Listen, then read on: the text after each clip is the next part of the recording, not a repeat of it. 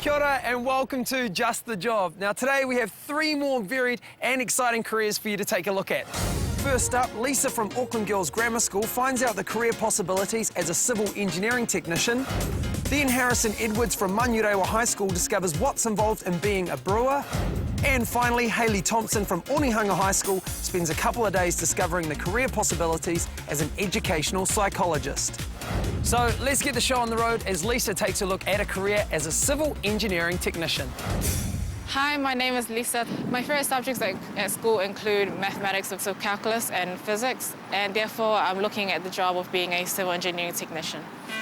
Civil engineering technicians handle the technical details for building and maintaining infrastructure projects such as roads, bridges, tunnels, buildings and wastewater systems. Opus International Consultants is New Zealand's largest infrastructure consultancy with 36 offices nationwide. They provide design and project management across a wide range of sectors and as a leading global consultancy offers career opportunities across a wide array of engineering disciplines. Mel Wright is a civil engineering technician with Opus and she'll be showing Lisa some aspects of her job. First thing we have to do is learn about safety, and you've gone through an induction, which is great, so now we need to go and get you your safety gear. Lisa is kitted out in safety gear. We look super cool. Then it's off to Auckland's Northwestern Motorway extension where she's going to help with a soil nail test. On this site, soil nails have been sunk 12 metres horizontally into the earth to anchor the retaining walls of the overbridge. The soil nail is then tested to check the integrity and load-bearing capacity of that particular layer of earth. On this job, there's 3 layers. There's a clay layer up top, up higher. There's a weathered sandstone layer, and at the moment we're an unweathered sandstone layer, so that's the layer we're going to test, and I'll get you to record all our readings and stuff for us. And the way this test works is we've got a jacking system set up here. We apply a force to the saw nail to try to pull it out, and we measure the extension of that corresponding to it. What will happen with this process now is that we again load it up further, apply more force, leave it for a duration and measure that extension over again. All right. We do this over a continual process to check that that saw nail over a period of time is going to withstand that weight. I enjoy getting out of the office and see things being built, but also being in the office is good. You can also have a lot to do with the design. You get the best of both worlds. Structural drafting is another aspect of the job, and it's Warren Kelly's speciality. What is the name of the software application that you're using? This is AutoCAD 2010. This is the latest software we have so far, and this shows pretty much all the foundation work that goes underground. And how we do it is it's essentially a tracing exercise where we'll trace around all the architectural outlines and then offset our foundation lines for the contractor to build. What about your tertiary studies? My tertiary studies are paid for by Opus, and I do a diploma in civil engineering at Unitec. I'm still studying that now. Civil engineering cadets with Opus are required to complete a Level 6 diploma, the New Zealand Diploma in Engineering Civil, which is studied alongside Infotrain's National Diploma in Civil Engineering. It's a very good way of doing things because you get the work experience, you get to go out on site and experience things and find out what you like and while you're learning. So by the time when you're finished, you have your qualification, you have work experience, and you also know where you want to go. It's back in the safety gear for an inspection at the new Manukau train station. This involves checking the reinforcing matches the specifications on the plans before the concrete is poured. So how many bars have we got running down the exterior of this? 9 bars. 9 bars? Could you please check for me that we've got 9 bars here? Sure. Engineering is great for anybody who really 9 likes to make a bars. difference, who likes to solve problems and see things that they've been doing 200. getting built. 200. That's great. So this means that this reinforcing complies with our plans. Let's go and do some surveying. They also have to check that enough dirt has been excavated from the floor of the new station. Now this is a surveying equipment. You've got the tripod and we've got a sockier on here. It's used to measure distances and heights. What we're going to do today is measure over here. We have a cut, so they want the level of the soil to be 2 metres below. So we need to check that this has been done. I really enjoy my job. I get a lot of satisfaction out of it. I'm able to go and do things and actually see them being built and watch other people use them. It's almost, you are helping people. You are building roads and buildings and, giving people fresh water and taking their waste.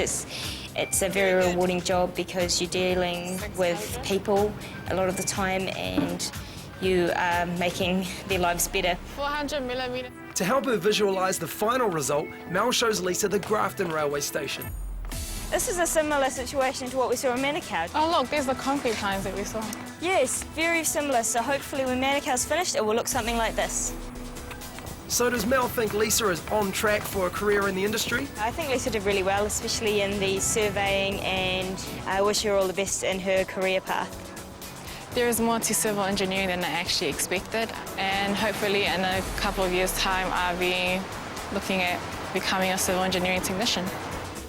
If you're interested in a career as a civil engineering technician, you'll need NCEA physics and maths, plus a general aptitude for problem solving. One way to enter the industry is to study for a New Zealand Diploma of Engineering Civil at a Polytech. Another is to get a cadetship with a company and study through block courses. As you gain experience on the job, you can work towards a national diploma in civil engineering applied. This qualification is offered through Infotrain and is required to become registered as a certified engineering technician. These two diplomas provides a good grounding if you wish to progress to a civil engineering degree at a later stage. Hey, great job, Lisa. Now, after the break, an unusual career possibility for you to consider as Harrison discovers what's involved in becoming a brewer.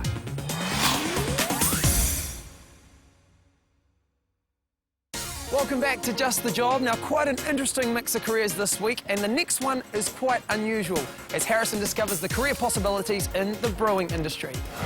Hi, I'm Harrison Edwards. I'm 17 and I go to the Manurewa High School. I'm interested in food tech, and so today I'll be looking at a job as a brewery worker. And introducing Harrison to the brewing aspect of the job will be Natasha O'Brien, DB's senior project brewer. The history of DB Breweries is that we've been brewing on the site since 1929. The operation has since expanded out into 4 breweries that operate around the country. We've got 2 modes of fermentation here. We have continuous fermentation, which was pioneered by a great man called Morton Coots. It's extremely rare worldwide. And we also use traditional batch methods of fermentation, which is what I'm going to take Harrison through today. Okay, Harrison, let's investigate the malt. Okay, so all malt's not created equal, so you get different types of malts and you get a whole multitude of flavours coming out of the malt. So have a taste. It really tastes like malt biscuit. Yeah, malt biscuit, yeah. So these quite often are used for your lighter lager type beers. And then if you try this one on the other hand, it's like burnt coffee, isn't it? It's so different, isn't it? Oh, that is actually really dry. This type of malt's used for your darker beers and stouts.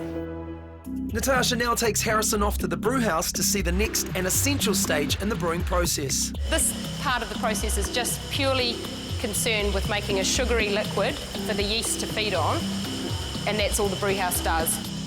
The liquid is created when the malt or malted barley is mixed with heated water in the mash tank, converting the starch into sugar. So we're just going to do a simple conversion test.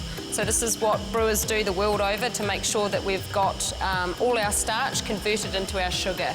So we've got our mash sample here that we've put into the dish, and what we're going to use is iodine. So if it's unconverted and we drip it in there, you'll see it go black. If people are interested in scientific processes, then brewing's it's got it all really. It's what I love about it. It's not only an occupation to be a brewer, it is also a craft. Okay, so you can see straight away it's turned black, there's still starch there, it's unconverted, so we've got to need to leave it in the mash tun a little bit longer. Once the starch is converted, the water is filtered, then boiled to sterilise it and drive off any unwanted flavours before the hops are added. The hops are really essential to the brewing process. The aroma hops that we're going to put in now give it the aroma in the beer, so just have a smell. It smells a bit like something you'd cook with. Yeah, it adds the spice to the beer. So the malt's the body and the soul, the hops are the spice, so they give those nice zesty aromas. So if you want to weigh out 2.7 kilos, There's a variety of paths into the brewing process. You could do what I've done, in which you study in a science or an engineering capacity. At an entry level, employees can be introduced to the basic skills and knowledge behind the brewing process through on-the-job training from people like Natasha. The water's cooled, yeast added, and the fermentation process begins. Okay, so it's a month later, we've finished our fermentation. It's now starting to look a bit more like beer. Next step, filtration. Okay, so we're all suited and booted. Let's go make up the DE ready for filtration. DE is diatomaceous earth, which helps draw off the yeast. And we'll make up the body. Okay, so the skills you need for brewing are strong drive for quality. We're wanting to make a quality products. You also want to be a fast, effective decision maker because it's a fast-paced environment out there. And you also need to be quite flexible and move with the process. Okay, we've finished filtration. We've taken the yeast out. Let's have a look at our finished product. It's looking pretty good, isn't it? So we've got nice, brown, bright beer. Good head retention, good clarity. Filtration's been good. Now let's just check the CO2 content to make sure it's good for packaging. Okay, 2.83, that's good. It's great for packaging. Let's go. Chris Hekatoa, DB Staff Development Coordinator, will be showing Harrison the packaging lines. Here at DB Waitemata we have 4 lines, 2 glass lines, 1 keg line and 1 canning line. The empty bottles are uncrated and fed onto the conveyor. Approximately 23,000 bottles per hour, or roughly 380 bottles per minute. All of which are filled with beer and capped. This is my home ground here in packaging. I started as an operator, packaging technician back in '97. I then went on to be the supervisor of the glass lines and the can lines, and spent about 3 to 4 years doing those jobs, and more recently moved into the training coordinator role, and now I look after training for the whole of supply chain in DB. This machine automatically lines up the filled bottles for labelling. After the bottles are put into packs, they head off to be stacked and wrapped. So, how did Harrison go over the past couple of days? Personally, I've loved showing Harrison the brewing process. He's been really keen, he's been really interested, and he's asked some really intelligent questions. I thought he handled the jobs and the activities that we gave him. I thought he handled them really well. The parts of the job that I really enjoyed were the environment. Everyone was really friendly and keen to help me out with stuff that I never knew. And all the robots, they're pretty cool. To become a brewery worker, an interest in beer and technology is a great start. Useful subjects include maths, English, computer studies and sciences, especially biology and chemistry. Employees will learn the fundamental skills and knowledge on the job, and from there can progress to higher roles with the National Certificate in Food and Related Products Processing as the training pathway. Unit standards specific to brewing and packaging processes can be selected. Well, thanks for the insight, Harrison. Awesome stuff. You did great, man.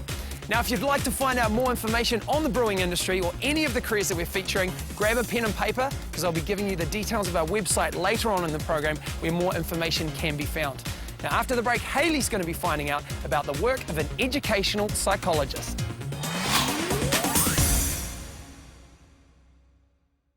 Welcome back. You're watching Just the Job. Now, do you like working with kids? Because for the next career in the show this week, Hayley is checking out a career as an educational psychologist. I'm Hayley Thompson. I'm 17 years old and go to Onehunga High School. I am fascinated by kids and would love to know what makes them tick. So we're giving Hayley a taste of the work involved in being an educational psychologist. Educational psychologists are predominantly concerned with how students learn and develop, and often focus on subgroups such as children and young people with learning or behaviour difficulties. Hayley's going to spend a couple of days in the company of Sarah McGregor, who is a psychologist who works for the Ministry of Education. Hi Hayley, I'm Sarah. Come on in and I'll show you around. A psychologist doesn't fix an individual. What we do in the case of our work with children is we go in and have a look at the environment around that child and what can we do to manage and support that environment so the child finds it easier. What's your interest in children? I love to work with kids. They're a lot of fun to be around. Oh, cool. Well, maybe you'll learn some tips on how to work with them today. Hopefully. Jake is an 11-year-old boy whose behaviour at school has been giving cause for concern for some time.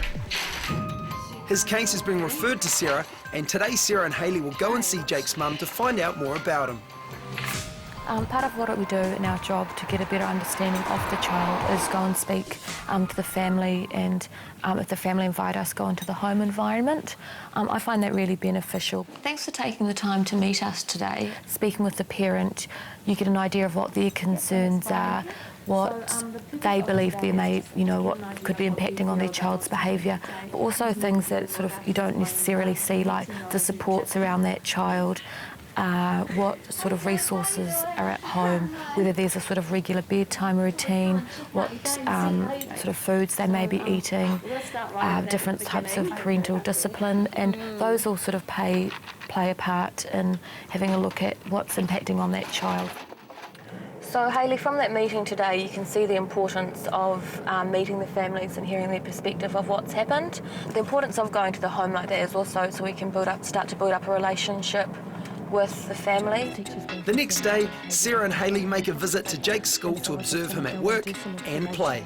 What we're going to do is note the target behaviour. So what we want to do is see him on task. So if the teacher set a writing task, we want to see him writing. Okay.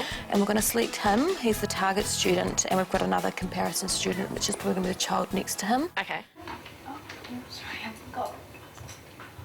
The difference between working with a child and an adult is that they're a lot more open to different experiences. An adult, you think about, they're a lot more set in your ways. Sit down, Jake. Jake. Whatever. Hi. So how did you feel about Jake's behaviour in the class? I noticed he was on task and then he'd go off task quite a bit. Yeah. And then the teacher would come in and he'd get on task again. Yeah.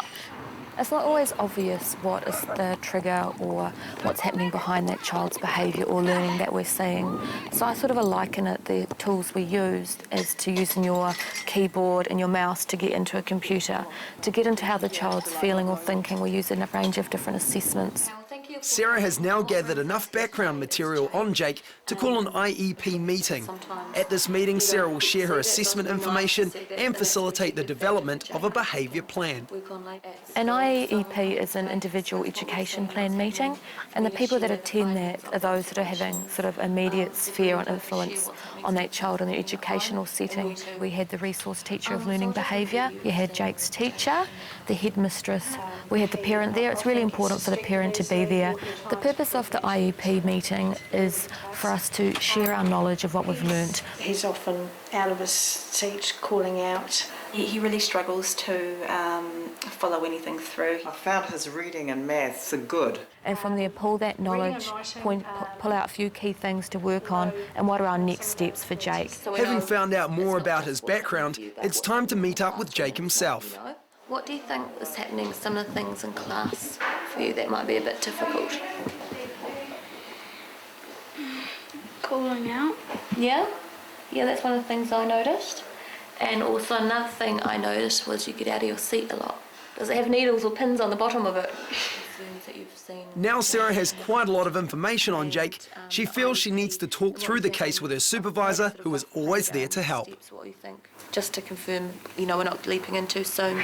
Sometimes students come in with really severe and challenging behaviour or really difficulties with learning, and over a period of time you are putting in intervention and you are influencing thinking of educators, of parents, of the child.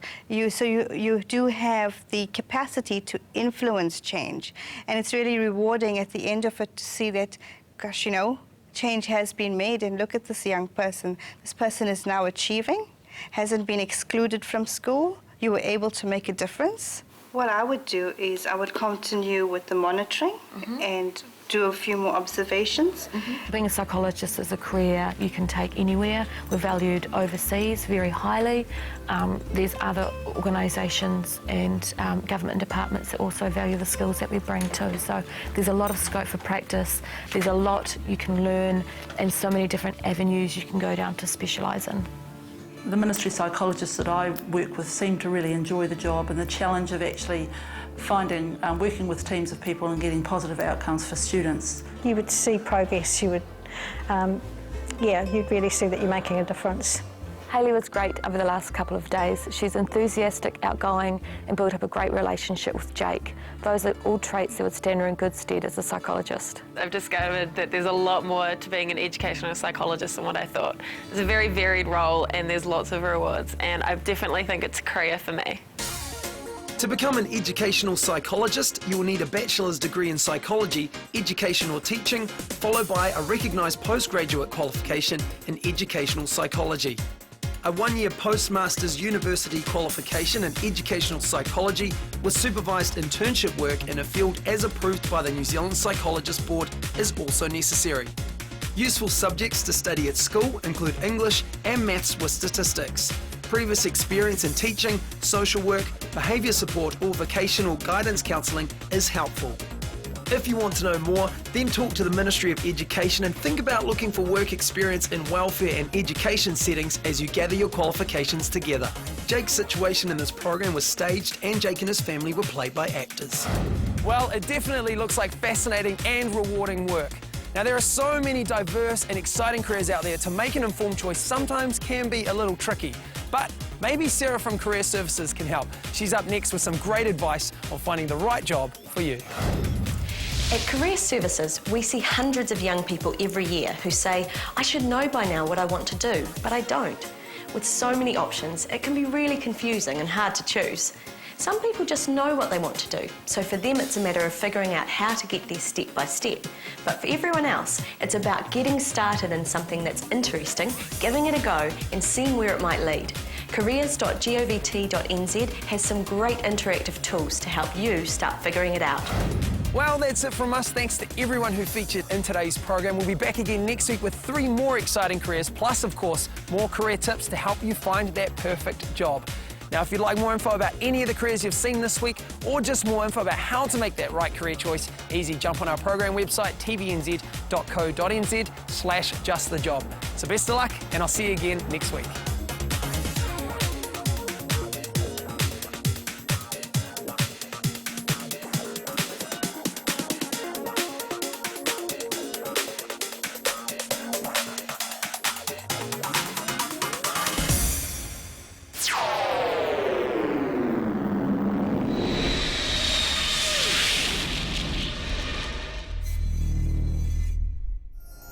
Supporting local content so you can see more of New Zealand on air.